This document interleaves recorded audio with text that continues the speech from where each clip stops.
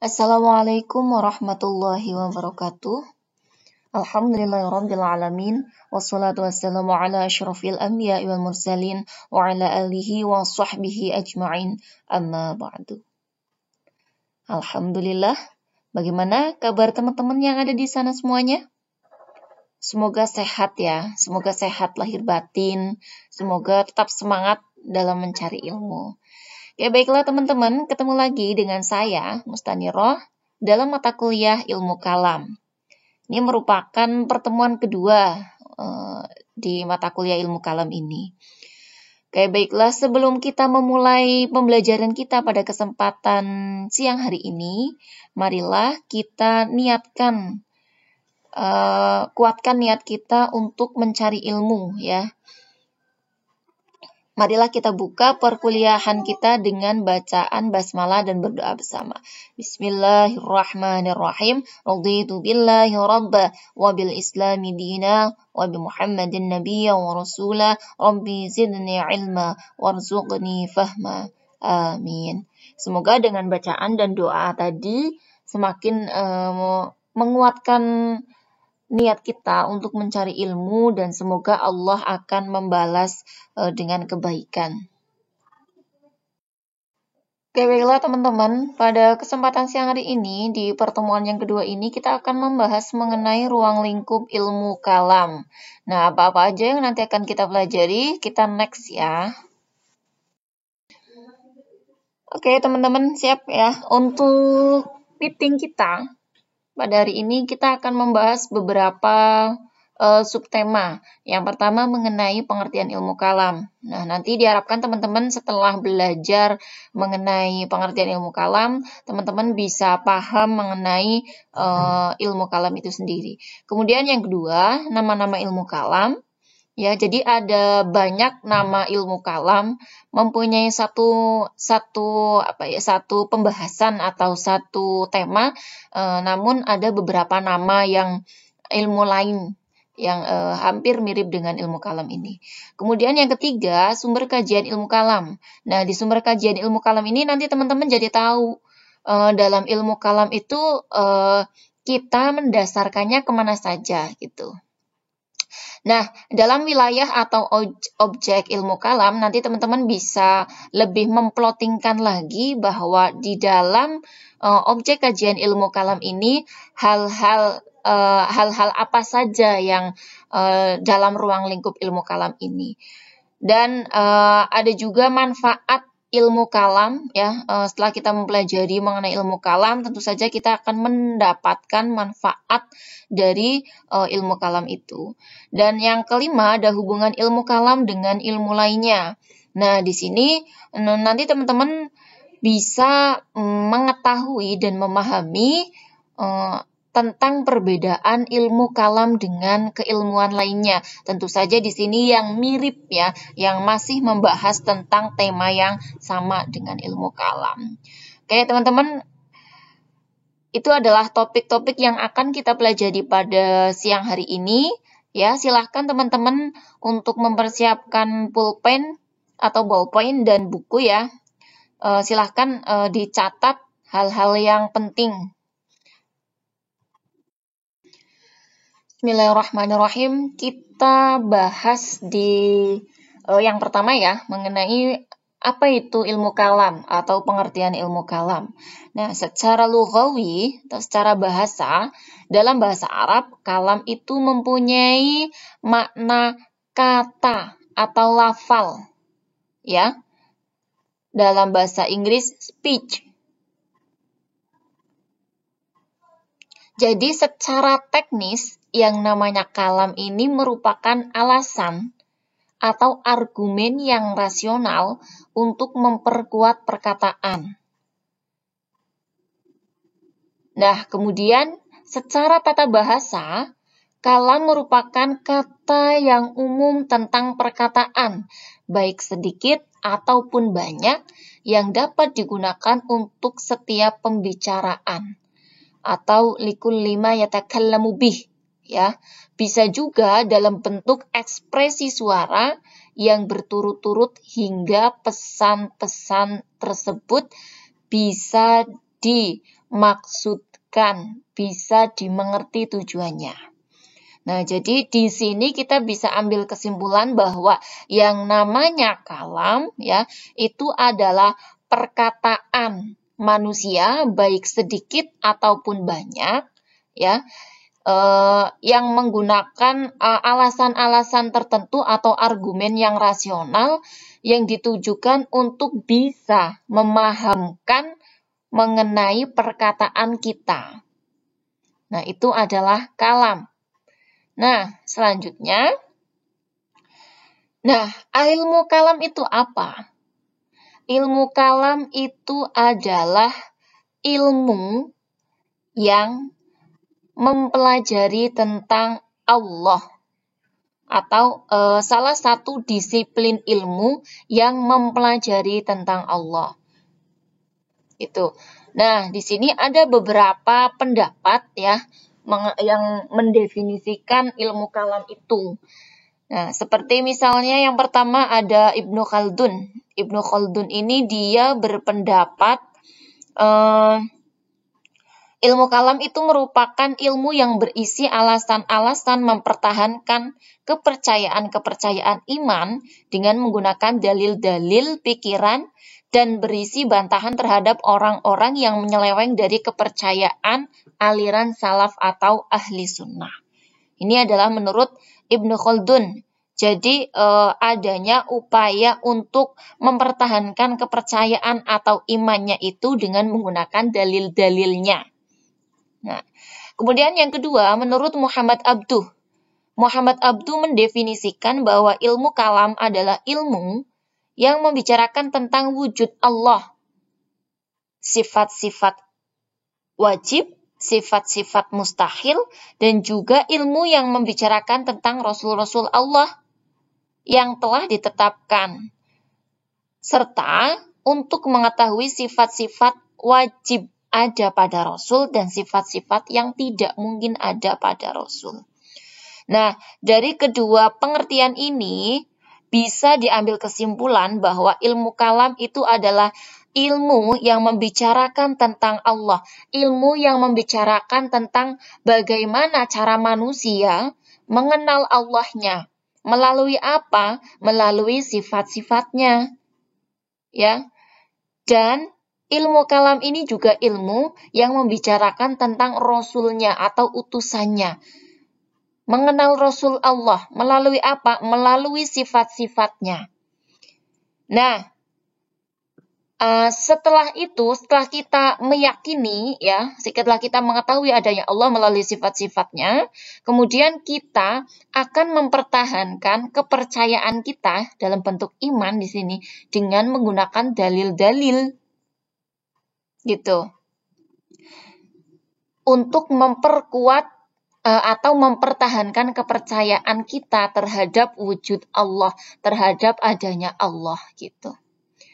Itu ilmu kalam dari kedua ulama itu ya, sudah kita simpulkan. Kemudian mengenai ilmu kalam lagi ada beberapa ulama juga yang memberikan definisi lain nih. Nah, misalnya ada Ahmad Hanafi.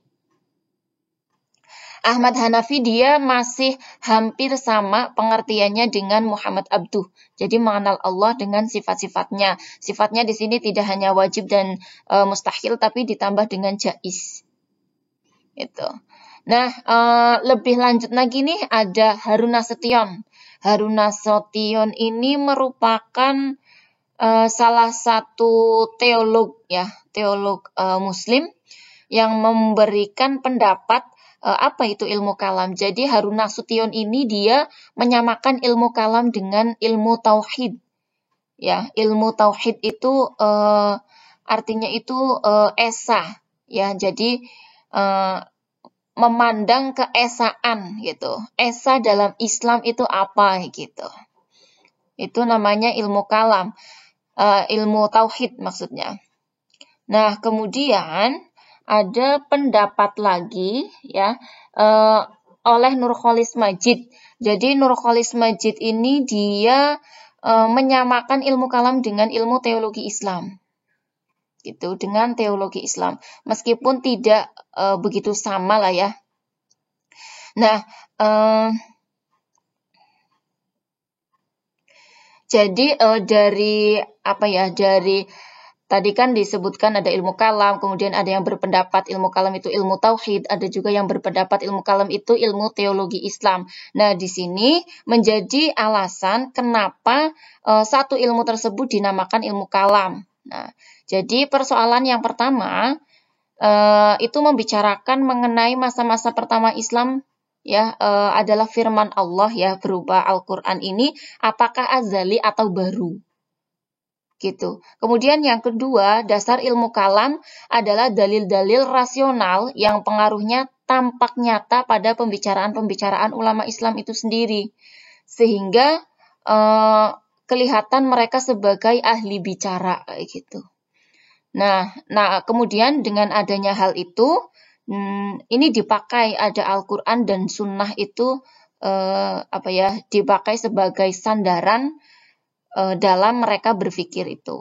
Kemudian yang ketiga, upaya pembuktian kepercayaan-kepercayaan agama gitu. Nah, ini kan menyerupai logika dan filsafat gitu. Jadi apa yang mereka percayakan itu kemudian dibuktikan ya gitu. Jadi itu mengenai definisi ilmu kalam. Jadi pada dasarnya ilmu kalam, ilmu tauhid, dan teologi Islam itu memiliki kesamaan pengertian ya mengenai kepercayaan Tuhan dan ciptaan-ciptaannya. Ya, selanjutnya mengenai nama-nama ilmu kalam. Nah, di sini ada beberapa ilmu yang mempunyai makna hampir sama ya dengan ilmu kalam atau nama-nama lain dari ilmu kalam itu sendiri. Nah, ilmu kalam tadi kita sudah bahas bersama bahwa ilmu kalam itu ilmu kalam itu adalah ilmu yang mempelajari Tuhannya ya, baik melalui sifat Allah dan Rasulnya gitu. Kemudian yang kedua ada tauhid.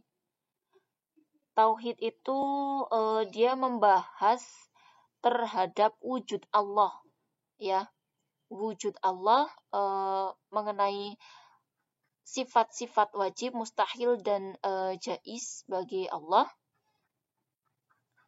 serta mengupas dalil-dalil yang mungkin sesuai dengan akal untuk membuktikan zat yang diwujudkan itu. Ya, kemudian yang ketiga ada ilmu aqaid. Ilmu aqaid itu merupakan jamak dari akidah yang berarti ikatan.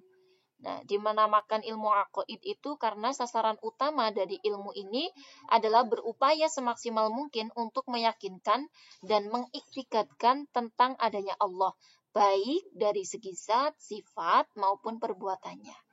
Nah, sehingga akidah atau keyakinan ini benar-benar tertanam ya dalam hati sanubari secara kokoh, kemudian nanti akan menjadi dasar pada setiap amal dan perbuatan manusia itu sendiri. Kemudian yang selanjutnya adalah ilmu usuluddin. Nah, dari segi bahasa ya, dari segi kandungan ini, ilmu usuluddin merupakan ilmu yang membahas mengenai keyakinan atau keimanan yang dianggap menjadi dasar struktur agama Islam. Nah, dalam usuluddin ini ya membahas mengenai dalil-dalil yang berasal dari Al-Quran dan Sunnah.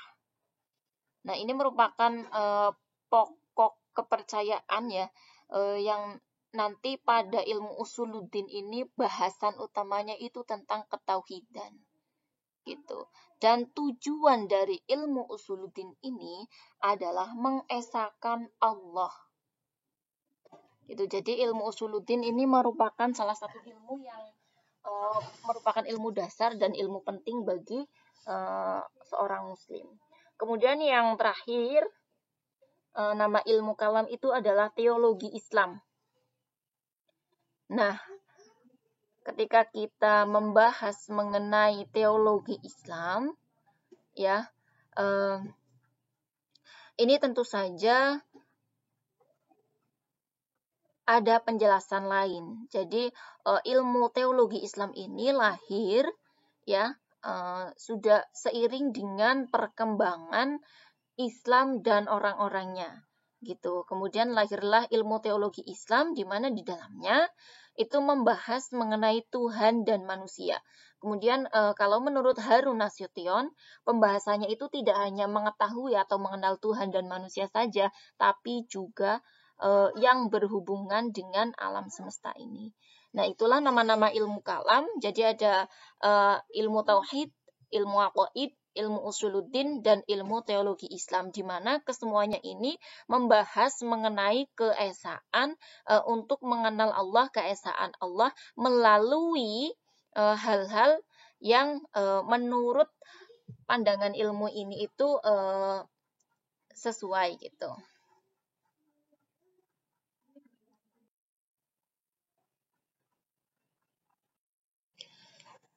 Kita lanjutkan ke pembahasan selanjutnya mengenai objek kajian ilmu kalam. Nah, ilmu kalam itu kan membahas mengenai ketuhanan. Nah, ini digambarkan di rukun iman. Ya, rukun iman itu ada 6. Ada Allah, iman kepada Allah, kemudian iman kepada malaikat, iman kepada kitab Allah, kemudian iman kepada Rasul Allah, dan iman kepada hari akhir, serta iman kepada qada dan qadar Allah. Nah, kemudian ada pendapat yang mengatakan bahwa objek kajian ini nanti dibagi menjadi 4 pembahasan, ya. Nah, atau ruang lingkup ilmu kalam ini. Intinya nanti sama dengan rukun iman itu. Yang pertama adalah ilahiyah atau ilahiyat, di mana di sini, ya, di ilahiyat ini membahas mengenai ketuhanan. Ketuhanan berarti membahas mengenai Allah dan qadar. Nah, dalam masalah ilahiyat ini ada beberapa yang biasanya dibahas mengenai wujudnya Tuhan, ya. Yang dibahas itu mengenai wujudnya Tuhan atau wujud Allah, ya, atau zatnya Allah. Kemudian nama dan sifat Allah, dan yang selanjutnya adalah perbuatan Allah. Nah, itu adalah hal-hal yang dibahas dalam ilahiyat.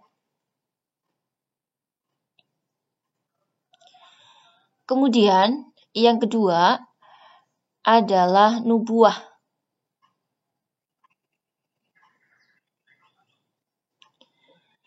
Masalah nubuah ini membahas mengenai kenabian, ya, kenabian atau pemberitaan, ya, pemberitaan. Nah, jadi di sini yang dibahas itu mengenai kitab dan rasulnya. Jadi yang dibicarakan dalam nubuah ini itu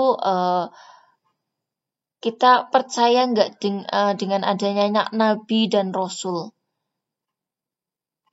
Kita percaya atau tidak dengan nabi-nabi terakhir? Kemudian yang paling menjadi perhatian adalah kita yakin bahwa mukjizat kepada nabi-nabi itu ada. Begitu. Kemudian ya, pembahasan selanjutnya adalah ruhiyat. Ruhiyat ini yang berkaitan dengan makhluk gaib atau wujud spiritual. Nah, misalnya apa? Misalnya adalah malaikat.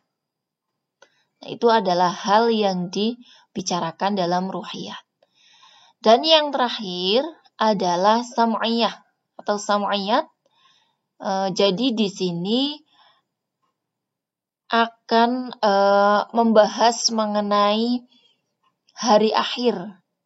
Jadi hal-hal yang dibahas dalam sam'ayat ini adalah masalah azab kubur, kemudian surga, neraka, kemudian lagi ada hari perhitungan gitu kan, adanya sirat atau jembatan itu, dan surga dan neraka itu. Nah, itu adalah objek kajian dalam ilmu kalam. Ada ilahiyat, ada nubuah, ada ruhiyat, dan ada sam'iyat. Selanjutnya kita membahas mengenai sumber kajian ilmu kalam. Nah, akal manusia, ini kan ilmu kalam membahas mengenai bagaimana cara manusia mengenal Allah atau mengenal Tuhannya melalui apa? Melalui akal. Nah, akal manusia dalam mengenal Allah itu kan terbatas ya. Terbatas, misalnya hanya mengetahui sampai zat Allah, bahwa zat Allah yang maha kuasa itu ada, misalnya sampai situ. Nah, kemudian untuk mempelajari hal-hal lain, ya, manusia ini membutuhkan wahyu. Sebab, ya, oleh karena itu Allah menuntun manusia agar mengenal dirinya itu dengan cara mengutus para nabi dan rasul yang mempunyai tugas untuk menjelaskan apa dan bagaimana Allah itu melalui sifat-sifatnya dan hal yang berhubungan dengan bukti kebenaran, bukti keesaan, dan bukti kekuasaan Allah. Nah, orang-orang ilmu kalam atau para teolog atau para mutakallimin ya. Para mutakallimin ini mempunyai ciri khusus dalam bagaimana cara mereka mengenal Tuhannya. Nah, dengan menggunakan apa? Tentu saja dengan menggunakan akal. Menggunakan akal mereka. Dalam membahas persoalan Tuhan atau Allah dan hal-hal yang berhubungan dengan Allah, ya, mereka menisbatkan kepada wahyu Allah atau Al-Quran dan Sunnah lah di sini, dengan tujuan agar akal manusia dapat menangkap ajaran-ajaran dan petunjuk-petunjuk yang terdapat dalam wahyu tersebut. Karena kalau akal tidak mendapat bimbingan dari Al-Quran dan hadis, ya, sangat mungkin akan akal itu akan memasuki perjalanan yang sesat dan menyesatkan. Apalagi dalam hal ini membahas mengenai keberadaan Allah. Nah, menurut akal, keberadaan sesuatu dapat diamati, diteliti, dan dicapai oleh akal. Akal itu adalah merupakan hal yang tertinggi, pemberian tertinggi dari Allah, tentu saja setelah iman. Jadi, di sini keyakinan dan akal nanti akan bertemu dan menguatkan pemahaman seseorang tentang sesuatu. Nah, tentu saja nanti di sini sumber dari ilmu kalam, sumber kajian dari ilmu kalam, yang pertama adalah Al-Quran. Al-Quran itu adalah merupakan kalam Allah, ya, yang diturunkan kepada Nabi Muhammad Shallallahu Alaihi Wasallam melalui perantara malaikat Jibril. Melalui perantara malaikat Jibril dengan bahasa Arab yang diawali dengan surat Al-Fatihah dan diakhiri dengan surat apa? Surat An-Nas. Jadi para teolog itu dia berpikirnya tidak sembarangan dalam mengenal Tuhannya, itu tidak sembarangan, tapi bersumber dari Al-Quran. Gitu. Nah, ada contoh ya ayat Al-Quran yang membahas tentang ketuhanan. Teman-teman pasti familiar banget dengan surat Al-Ikhlas. Surat Al-Ikhlas ini surat yang namanya Al-Ikhlas, tapi dalam suratnya tidak ada kata-kata Al-Ikhlas. Wabil khusus di ayat 3 dan ayat 4. Lam yalid walam yulad walam yakul lahu kufuwan ahad. Nah, ayat tersebut menunjukkan bahwa Tuhan tidak beranak dan tidak pula diperanakan, serta tidak ada sesuatu pun di dunia ini yang tampak sekutu dan sejajar dengannya. Nah, ini kan kalau misalnya orang berpikir tidak berdasarkan Al-Quran, bagaimana akan menggambarkan Allah, bagaimana akan mengenal Allah, bagaimana dia akan mempertahankan keimanannya, tentu akan lebih sulit lagi. Dan Al-Quran ini adalah merupakan sumber ilmu pengetahuan. Ilmu apapun, entah itu ilmu alam, entah itu ilmu sosial, ilmu kedokteran, dan ilmu yang lain-lain. Dia merupakan sumber dari ilmu pengetahuan.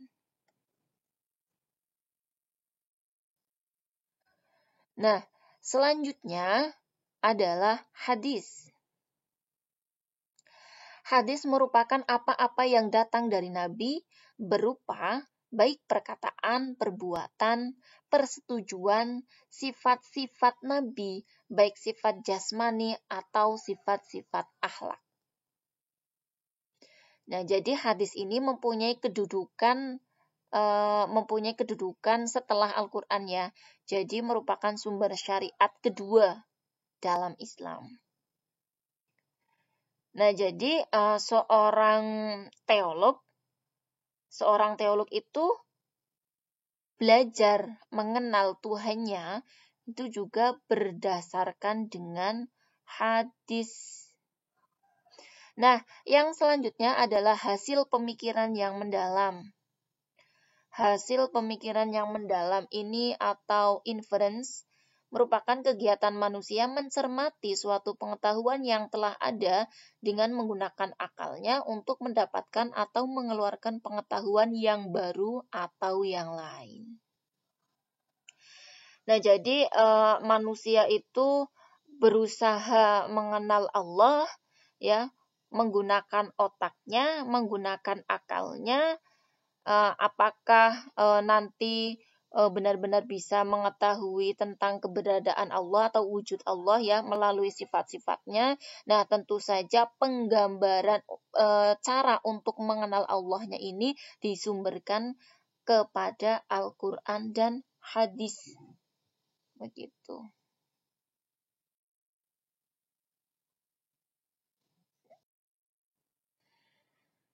Oke, sekarang kita akan membahas mengenai hubungan ilmu kalam dengan ilmu lainnya. Nah, yang di sini dibahas tiga keilmuan, ada ilmu kalam, ilmu tasawuf, dan ilmu filsafat. Nah, kita ketahui bersama bahwa ilmu kalam ya atau teologi Islam lah ya, itu merupakan ilmu yang menggunakan logika di samping argumentasi nakliyah, berfungsi untuk mempertahankan keyakinan ajaran agama. Sehingga pada dasarnya ilmu kalam menggunakan metode dialektika atau jadaliyah ya, atau yang dikenal juga dengan dialog keagamaan. Nah, dari pengertian tersebut, dari penjelasan tersebut ya, jadi di dalam ilmu kalam itu objek kajiannya itu tentang ketuhanan dan segala yang berkaitan dengan Tuhan. Itu. Kemudian sumber dari ilmu kalam merupakan logika ya, dan metodenya itu dialektika atau dialog keagamaan. Sedangkan kalau tasawuf itu merupakan ilmu yang dia lebih menekankan pada rasa dari menekankan rasa ya, rasa daripada rasio. Jadi rasa daripada otak gitu. Sebagai sebuah ilmu yang prosesnya dipengaruhi oleh rasa, tentu ilmu tasawuf ini ya bersifat sangat subjektif.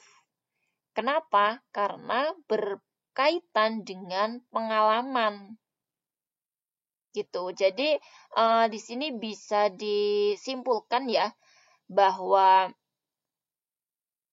sumber dari kajian ilmu tasawuf itu rasa, ya bukan logika. Nah, keduanya sama-sama membahas tentang Tuhan. Dan tapi bagaimana kalau tasawuf itu bagaimana cara kita mendekatkan diri kepada Allah. Bagaimana cara kita mendekatkan diri kepada Allah dan itu penilaiannya itu berdasarkan hati. Kolbu itu kan hati. Gitu. Jadi kadang-kadang kalau orang yang belajar tasawuf itu di masyarakat itu ada juga yang terkenal apa ya biasanya itu dianggap aneh gitu. Dianggap aneh karena tidak umum, tidak sesuai dengan keumuman yang ada di masyarakat tersebut. Gitu.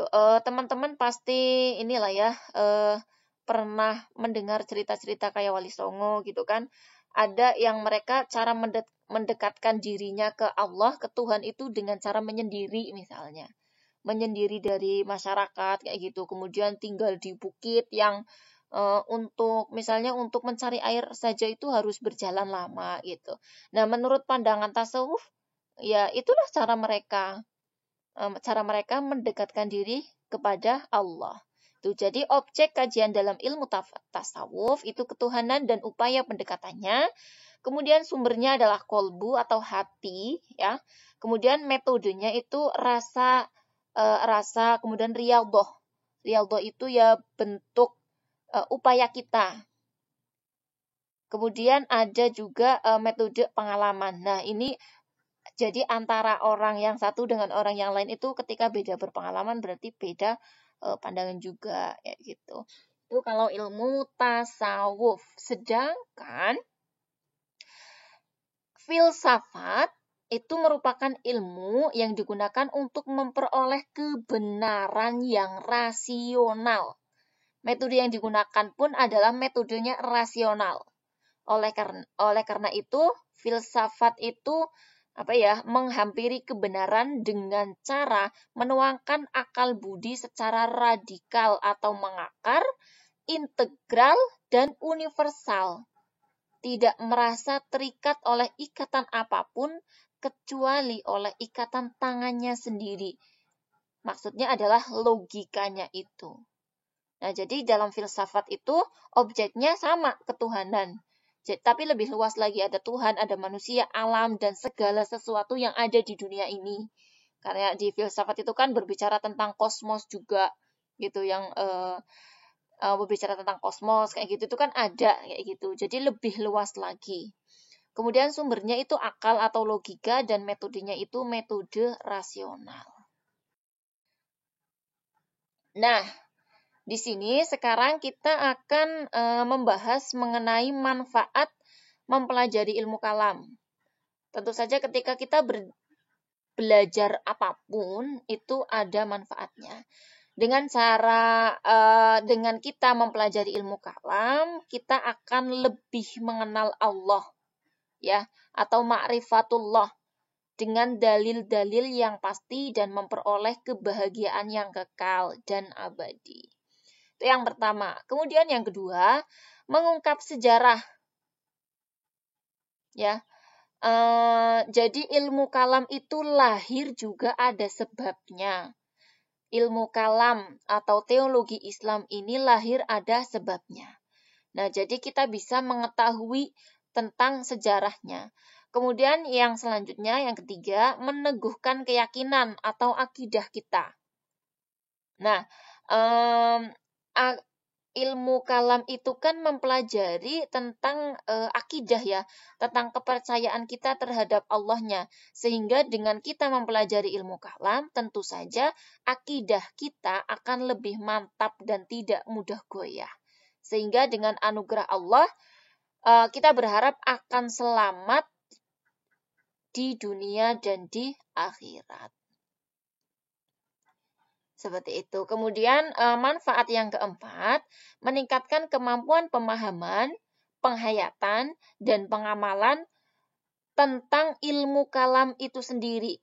Bagaimana kita menjadi seorang muslim yang penuh tanggung jawab, bijaksana, ya, bijaksana baik untuk pribadi, masyarakat, berbangsa dan bernegara. Jadi dengan adanya kita mempelajari ilmu kalam, ya, ini jadi kita itu rasa empati, rasa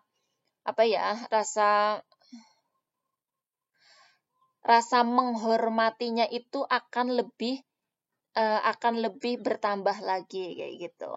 Jadi ketika misalnya ada perbedaan pendapat atau ada golongan-golongan yang berbeda, kita tidak mudah terpengaruh gitu. Kita akan lebih mudah untuk memahami, oh iya, orang tersebut misalnya golongannya itu, dia pahamnya seperti ini, kemudian modelnya seperti apa, tapi kita tahu saja dan kita tidak mudah untuk menyalahkan golongan-golongan yang lain kayak gitu.